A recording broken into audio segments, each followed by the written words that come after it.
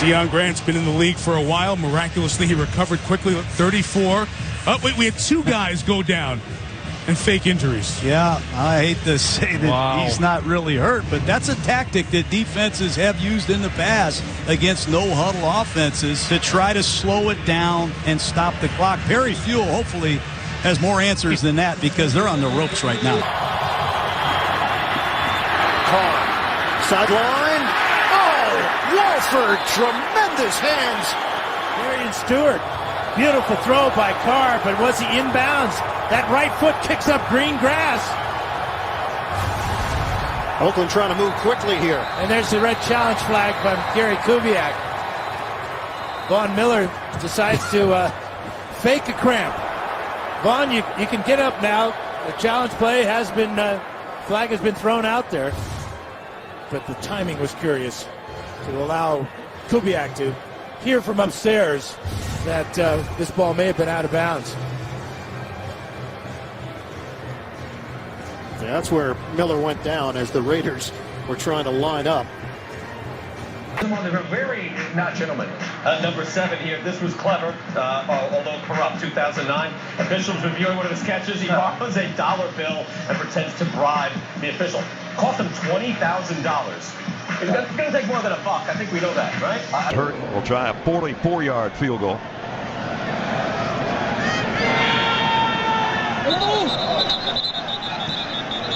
And flags fly.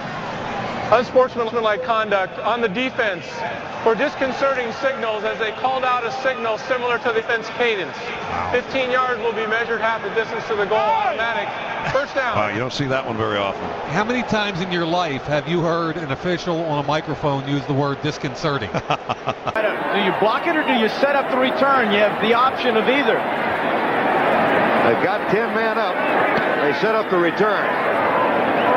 And a fair catch. Goal by Leo Lewis. It comes with 7 seconds, now 6.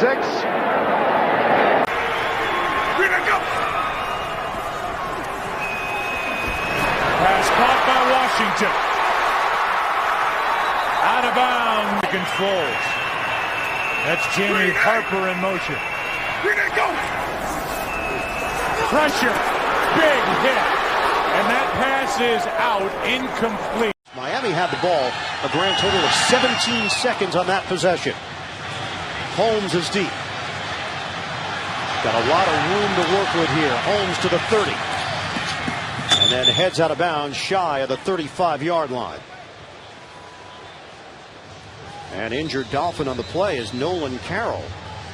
He is on the Jets sideline. Boy, it looked like he got tripped by one of the members of the Jets staff. Well, this is just uncalled for in the NFL. Watch the knee here being stuck out on purpose to trip up Nolan Carroll. Not sure who that person is, but they should be ashamed of themselves for that type of action. That has no place in any athletic event. Head coach of the New England Patriots, Bill Belichick, said today he's focusing on this weekend's football game. Well, he may be, but the rest of the sports world is focusing on the news that his team illegally videotaped its opponent's signals. The NFL fined Belichick himself $500,000. His team, half that, and they'll forfeit some draft picks. Patriots coach Bill Belichick had an assistant videotape signals, or play calls, being sent onto the field by the New York Jets last Sunday. If they know before the snap of the ball what your coverage basically is, they can chew you up and spit you out. Jim Mora right here takes his headset off. I've never seen a coach take a cell phone call on the sideline right there during a game. That's Ted Cruz, the PR assistant behind him, that gave him the call. Animated call at that. Believe me, that's not his wife on the other end of the cell phone wondering about his Christmas gift. Quality in a coach. Let's go down to Jim Gray. All right, Mark Schlereth was just sent off by Jerry Markwright to be wiped off. He had some type of a sticky substance on him.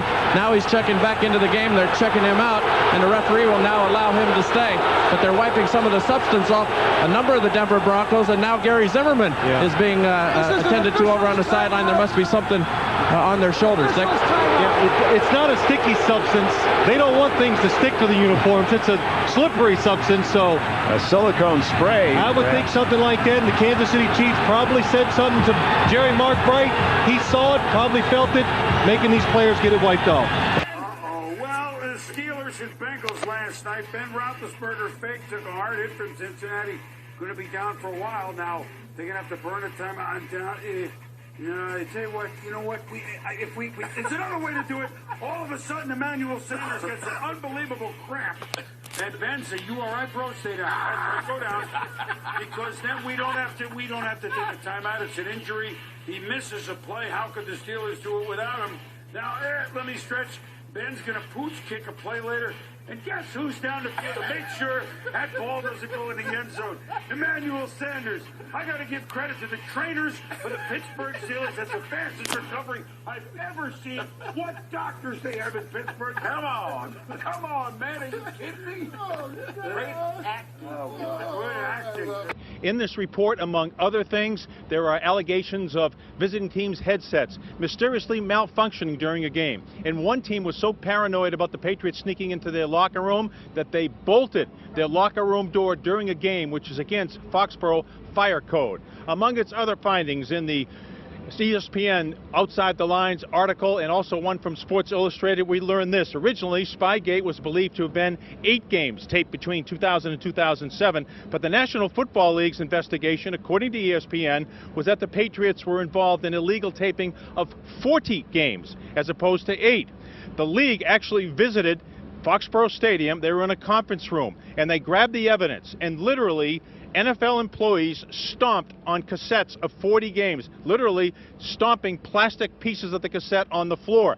They then took notes that were accumulated by Bill Belichick's assistant Ernie Adams, and they put them in the shredder. The report also cites former Patriot coaches saying that low-level Patriots employees would sneak into the visitors' locker room and steal play sheets so the Patriots would know what the first 15 to 20 plays would be from their opponent in that particular. Now the Dallas Texans, after a conference with the officials, will have one more play, and watch to the right of your screen as a fan comes on the field to help out the Patriots. Davidson goes back to pass, throws in the end zone. The fan almost blocks it. It's ruled incomplete, and the Patriots win it 28-21.